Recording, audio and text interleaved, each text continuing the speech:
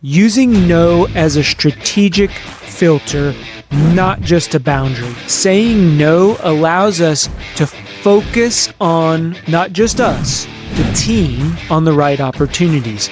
So think about that. Again, you all know I'm a slow learner here. It took me a while to realize that no creates space for talent to grow. It's okay to say no, but it's also okay to say, I know that you will figure it out. So as a leader, it's not about doing more. It's about doing what matters the most. Hey everyone, John here. Welcome to the episode today. If you are not subscribed to our channel, do us a favor, click on that subscribe button. It will allow us to continue to bring you this content completely free of charge and get the message out to as many people as we possibly can. Let's dig into the episode today. Today, we're going to talk about the power of no. I recently worked with a company. It was a fast-rising company, and the founder of that company almost drove the company into the ground. And why? Because they continually said yes. They said yes to every opportunity. They said yes to every client. They said yes to every project. And what that ended up doing, it ended up burning out their team. It ended up really creating a skeleton organization to where they had to go out and rebuild. And in the end, it created a lot of unneeded stress. So in this episode, if you are there, if you feel that you cannot say no to the next person that walks in the door, this episode is for you. And we're going to talk about a couple different things. One, how no is not a closed door. It actually opens doors to other opportunities for you as a business owner and as a leader to focus on. It also protects our energy. We only have so much of it. And then last, we're going to use it, and I'm going to prove that it is the ultimate leadership filter. So let's get into the first strategy for today's episode. The first strategy we're going to talk about is using no as a strategic filter, not just a boundary. And here, people think that the reason you need to say no to things is it's a time management strategy. I can remember way back when I took a time management course and you got your planner out and you begin writing all your tasks and prioritizing them, those tasks, and then scheduling the tasks, right? Nowhere in there was this no, saying no to things that just plain didn't fit into either your mission or wasn't a revenue building activity for your business, your organization, or your team. The other piece here is saying no allows us to focus on not just us, the team, on the right opportunities. So think about that. The more you say no, the more focused you and your team becomes. It's a little counterintuitive, I know, but bear with me because we're going to get into some applications here and you are going to write these down.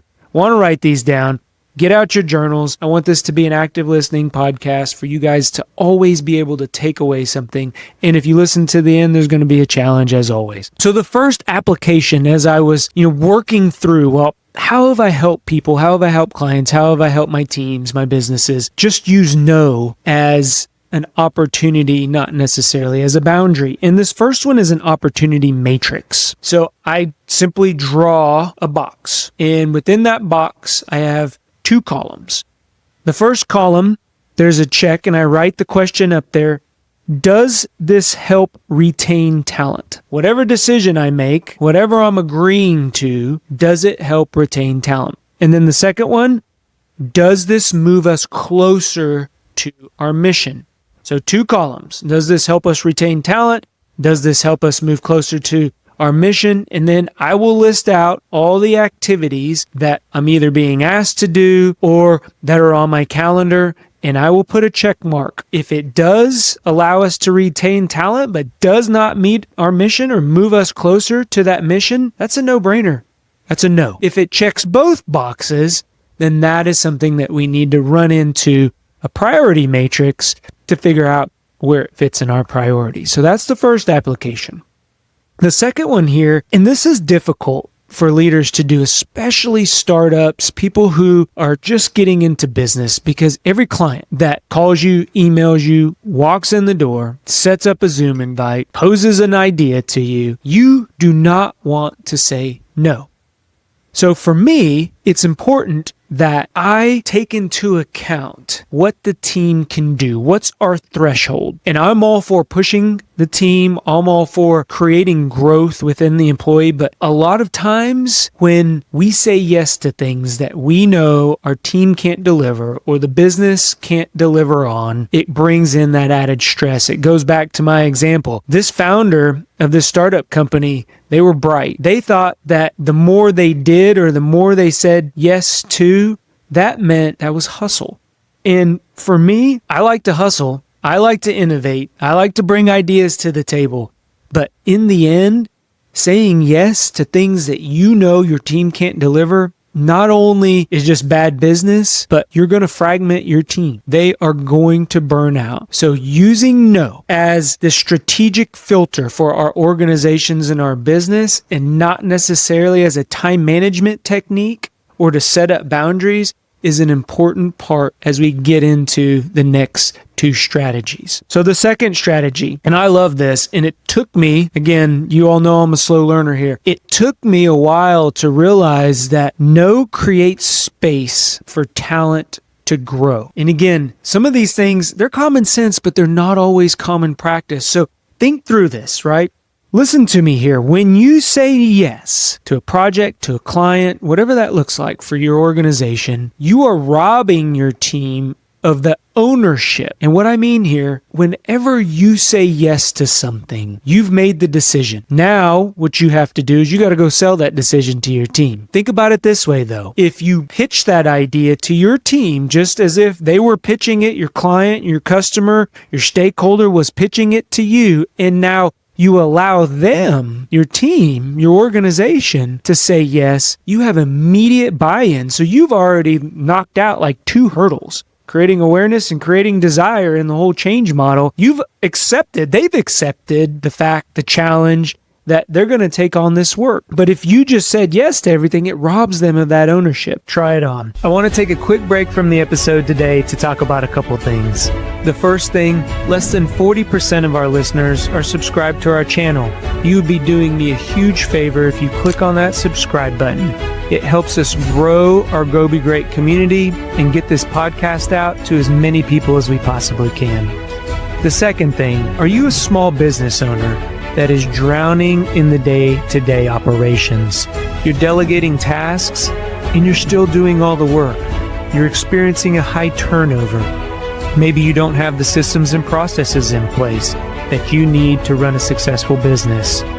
I invite you to go over to thejohnespinosa.com, fill out the form to see if you're the right fit. Now back to the episode. And then the second point here is also decision-making growth. And when we say yes, when we make the decision ourselves as leaders, it doesn't allow the team to think through those that decision-making process. And there's a framework around decision-making. And again, we talk about it on several episodes. That's why you're going to want to be subscribed, because each time that we have one of these episodes, we create episodes within them. And normally we've already recorded episodes. So go back, take a listen to how to create a decision-making framework to allow your team to grow in their decision-making process, all right? But that's exactly what I mean when I say no creates space for talent to grow. Now, John, what are some applications here? I love this delegated no. So you delegate a team member, an individual, and empower them to go ahead and say no to anything that's outside of their role or their responsibility without any repercussion. And this is difficult because you have to give up control. You cannot control every single decision in your organization and expect this delegated no application to work. But also what you're doing is you're robbing the team of really the ownership and this decision-making growth. So this growth no allows the team to say no and then feel comfortable that you're not going to come down on them, or there will not be any repercussions. So that's the first applications here. The second one here is we have to trust our people. I hire people that I feel at first I can trust. Within the first 90 days, I confirm or validate that trust. So if I spend 3 months of my life, of our business, dedicated to trusting somebody, do you think that I'm also going to trust that they're going to figure out a problem or a solution to the problem? Heck, yes. For me, this is again part of the empowerment, part of where no creates growth is they come to you asking for resources. They come to you asking for a certain number in the budget because they want to do something. It's okay to say no. It's okay to say no to our own team, but then empower them. No, but I guarantee you that you can still figure it out. Now, don't let that be your go-to response, but what that allows us to do as business owners and as leaders of organization is it creates that decision-making growth. You see how this all just plays into the culture, building the culture. And we're going to talk about culture here in a little bit. It's how you think, what you do, how you behave, and then the culture and how that creates. So our being as a business, how we behave, what we accept, what we tolerate, what we celebrate. That's culture within a business. So I trust that you're going to figure it out. It's a simple statement, but it empowers people, again, to think through exactly why you said no, explain the why, and then allow them to go figure that out. So this last principle that we're going to discuss today, this is know as a trust builder with your team. And trust is the foundation of an organization. And when that trust begins to crumble, when that foundation begins to crack, trust will deteriorate. And so know as a trust builder for your team, it's important for us that we think sometimes as leaders, we feel saying no will break the trust. But going back to the application that we just talked about, it's okay to say no, but it's also okay to say, I know that you will figure it out. And, it places this really burden on us that's undue and unneeded when no proves that you're going to be consistent. You're going to think through whatever they're bringing or whatever decision that you need to make, that new client, that new project, that new opportunity, and you're going to be consistent in the way that you not only say yes, but you say no. And it also creates this relatability. It shows that we're human. And sometimes when we're needing that to build psychological safety within our organizations, people need to see the human side of us. I'll share just a quick story. When I was a young leader, I thought that I had to be this know-it-all, hard-minded individual so people would respect me. And I was sitting down in a conversation, and they were just simply, I was with a good friend, and they were asking me some questions, and they said, John, why are you so serious all the time? Do you ever let down your guard? And it hit me. It hit me that I thought I was letting down my guard. I mean, we were having some drinks, we were having a great conversation, and I thought I was letting down my guard, but in the end, I wasn't. In the end, what I thought I was doing, being that hard, rigid go-to person, I was actually putting on this perception that I just never let up, and I wasn't human. And so they can't relate to a leader, to a business owner, to those entrepreneurs out there. They can't get behind your cause because you have the energy. You know where you want to go. Now what you need to do is show that human side that, hey, I'm going to protect us. I'm going to say no to the things that, again, go back to they don't develop talent and they don't grow our mission. I'm going to say no. Describe or explain those decisions that you are going to make to protect the team. So that's exactly what these applications are going to speak to, is explain the why behind the reasons you say no to things. And going back to that opportunity matrix is an excellent way. My team knows now that if it doesn't develop them or it doesn't go towards our mission, they better bring me a very good justification, because my answer, if it doesn't check those 2 boxes, is going to be a straight out no. And then I'm going to ask them they're going to go figure it out. I trust that you will go figure it out. So you see how, one, we got to be thinking about why no is an asset. It doesn't close doors, it opens doors. Then we got to get into this really demonstration of saying no to our team, to our business. And then we got to get into integrating that into our culture. So that's why I always break these things up into threes: think, do, and then be. And then the last one here is say no on behalf of your team to protect them and let them know, KNOW, that you did that and they will honor you. They will respect you. And then be consistent. Don't just do it one time. Be consistent with that.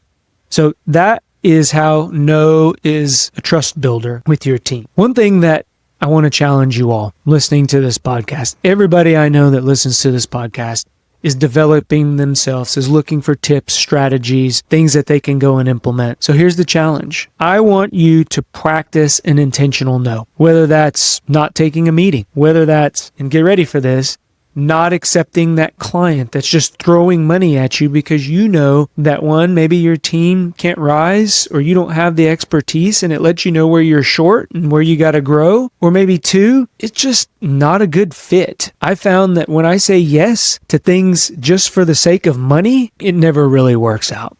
Doesn't work out for me, doesn't work out for the client, and it doesn't work out for our teams. So as a leader, it's not about doing more. It's about doing what matters the most.